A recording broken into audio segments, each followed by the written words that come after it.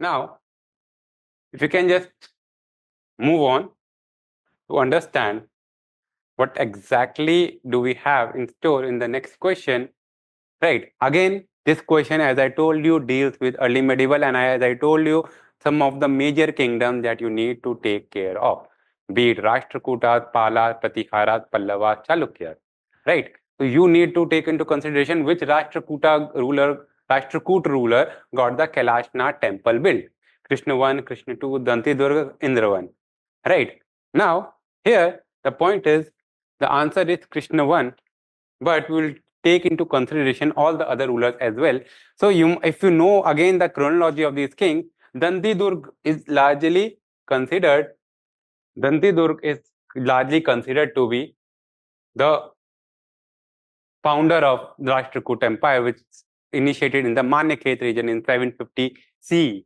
Right now, Dantidurg is not instrumental in formulation of any kind of major temples in Ellora. Now, Kailasanatha Temple is part of Ellora cave, right?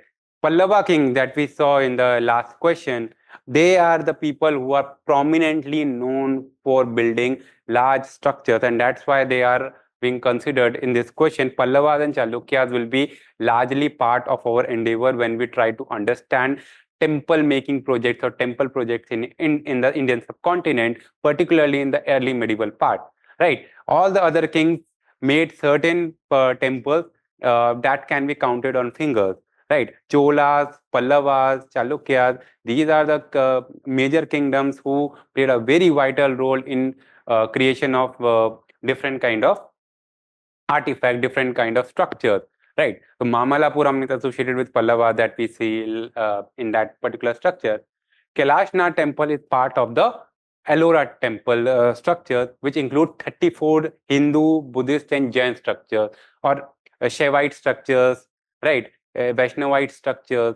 So all kind of religious syncretism we find in these kind of structures. Among them, Kailasanatha Temple is one of the largest structures, right? And that's why it holds so much importance to us. Dantidurg is one of the founders of this dynasty, right?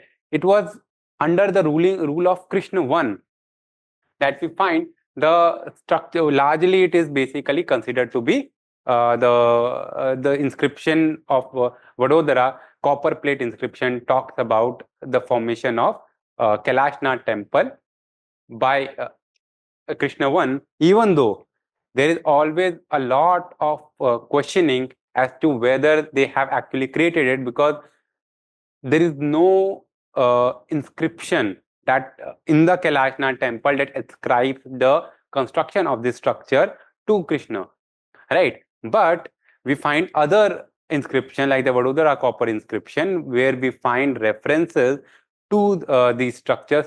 We find references ki Krishna actually built the large part of Kailasanatha Temple. There were additions in the later time, but large part of the structure was constructed under the rule of Krishna 1, right?